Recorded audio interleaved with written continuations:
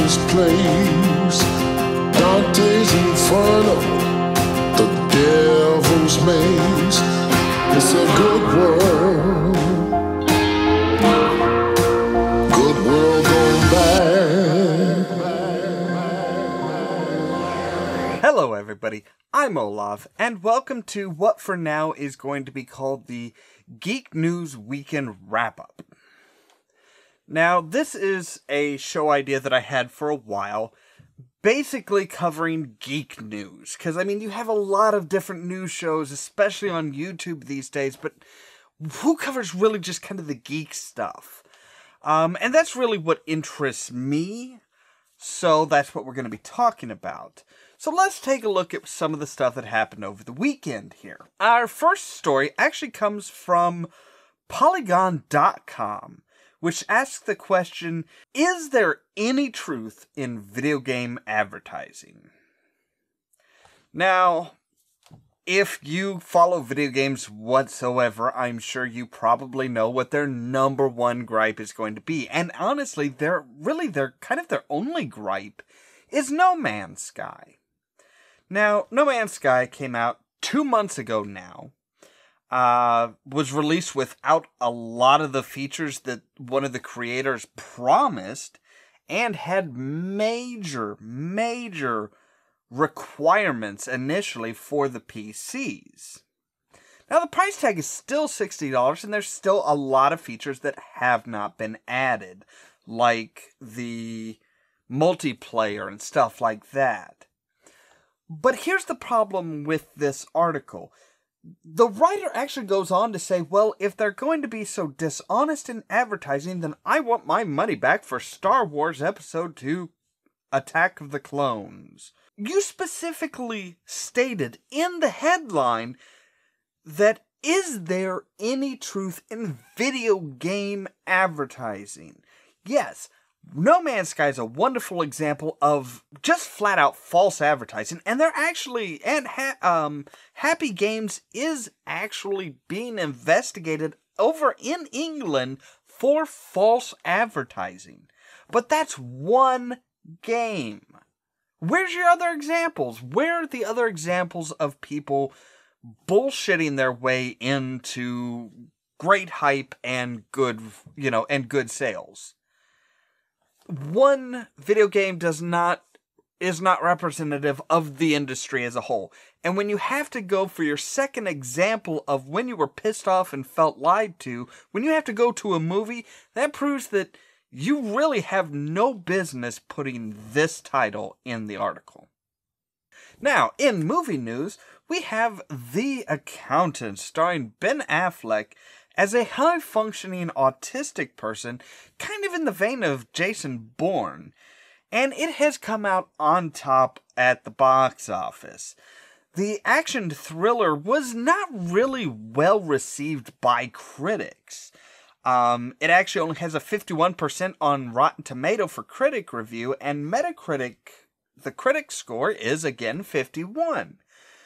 But the user scores, the audience scores for Rotten Tomato comes out to 87%, and the user score Metacritic is 8.2 out of 10. So obviously, audiences really liked this movie. The people that went and saw it thought it was great. And it actually has an estimated $24.7 million box office draw in this weekend alone. And that's against a $44 million budget. So obviously, the movie looks like it is going to make its money back easily. Now, the $24.7 million is just the US box offices, and it is gross instead of net.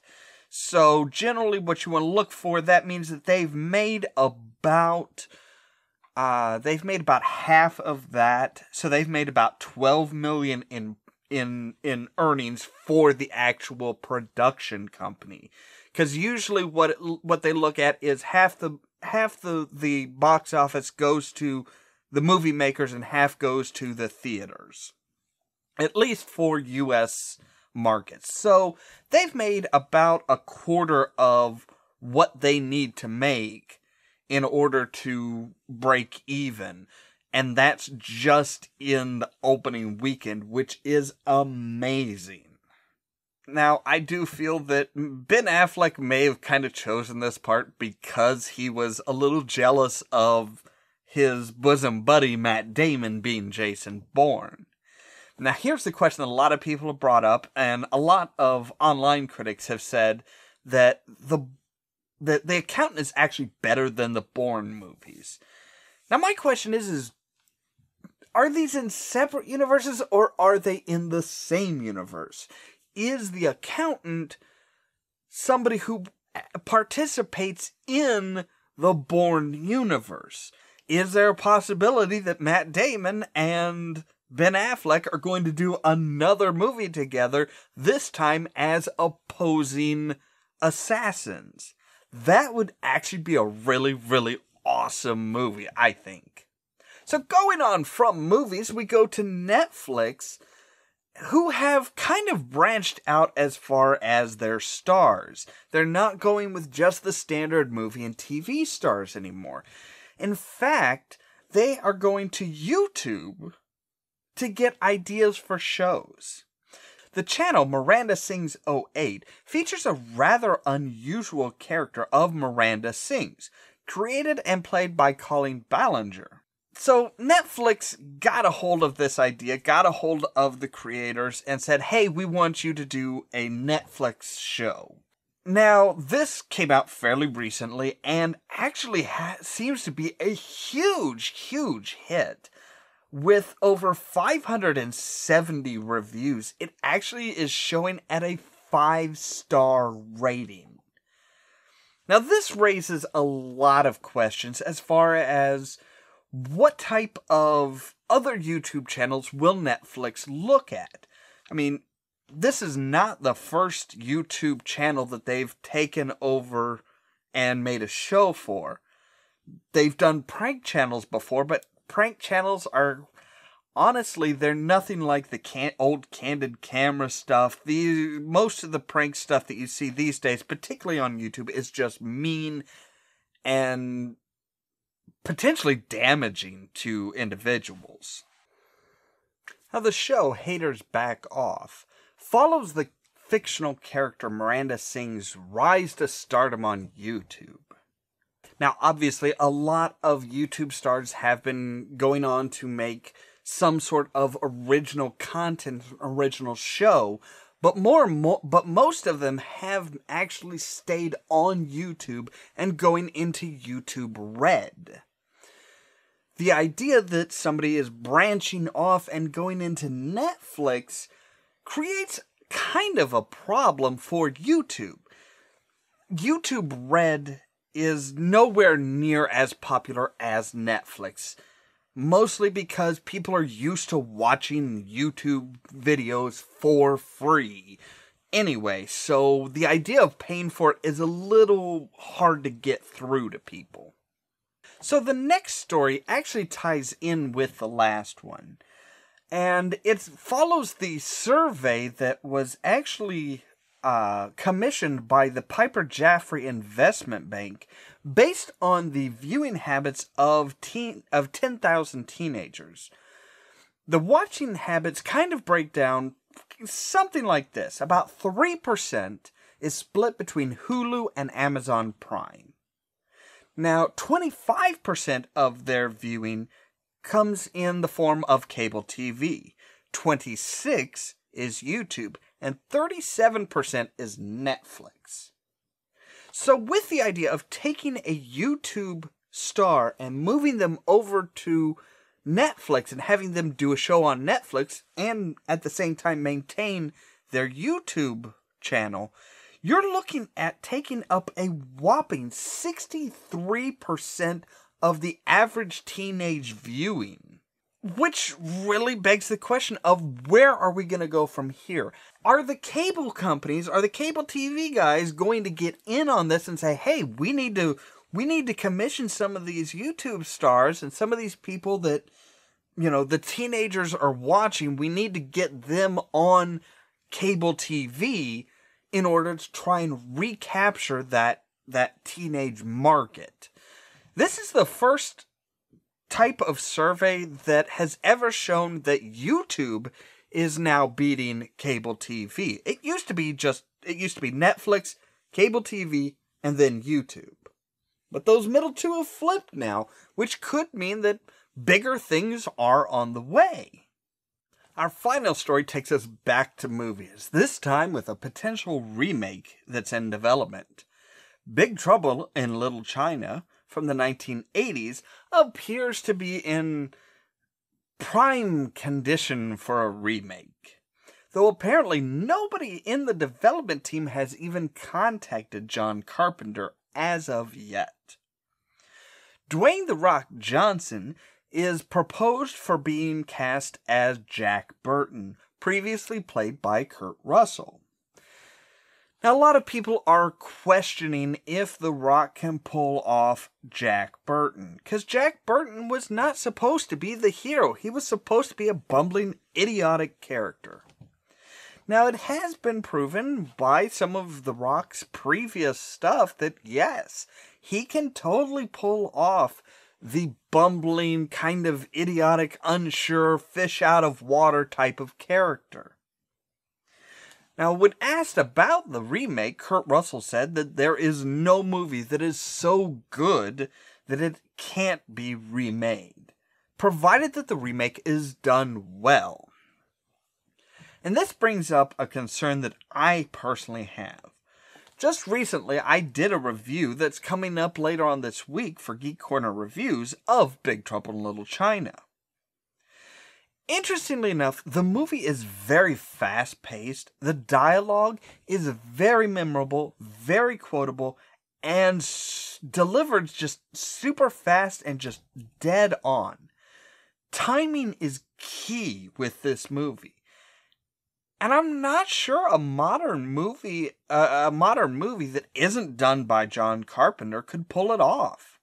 So often these days they focus on the action rather than the dialogue, and the witty banter back and forth and the connection that these characters have was very well developed, very fast, and worked just so well. And I'm concerned that a modern day remake of this movie will not do the original justice. I think they're going to try and turn it into a big blockbuster action film that it was never meant to be. Jack Burton is not the hero. Wang Chi is the hero. Jack Burton is the sidekick. It just so happens that the movie is told from the sidekick's point of view. So that's all we have for today, and probably for this week.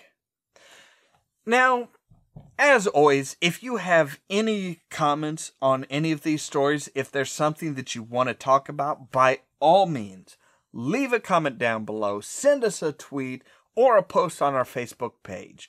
We are always happy to talk about any of the topics brought up on any of our shows.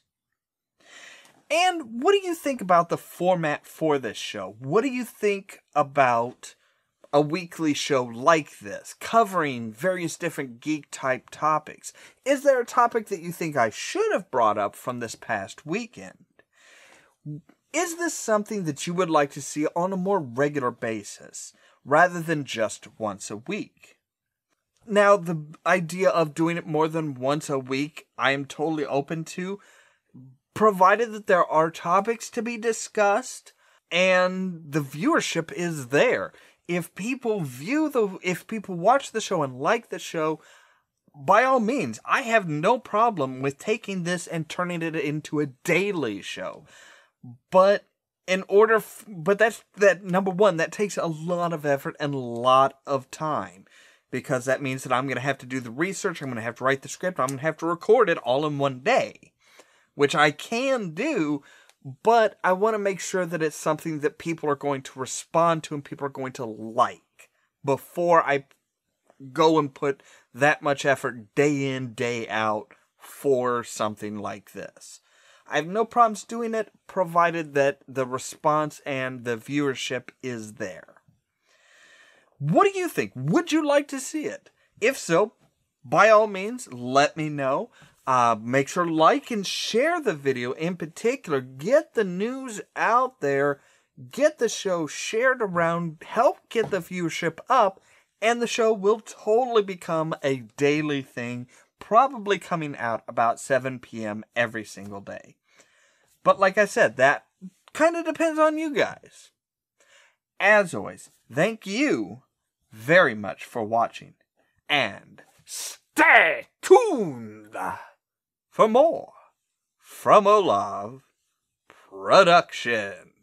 If you wanna see some crazy, Cheerio! so lazy, then you should meet me and my friends. Even Zombies though we got are no eventually money, going sure to it's be so coming. funny, yeah, everything's And we do better not with want to you, have, just like you know, a really Don't torn up, worry about badly tomorrow, we repeating the just news. do Or maybe, as in the case of Boogie 2988, trying to help people with dealing with depression and suicidal thoughts and feelings.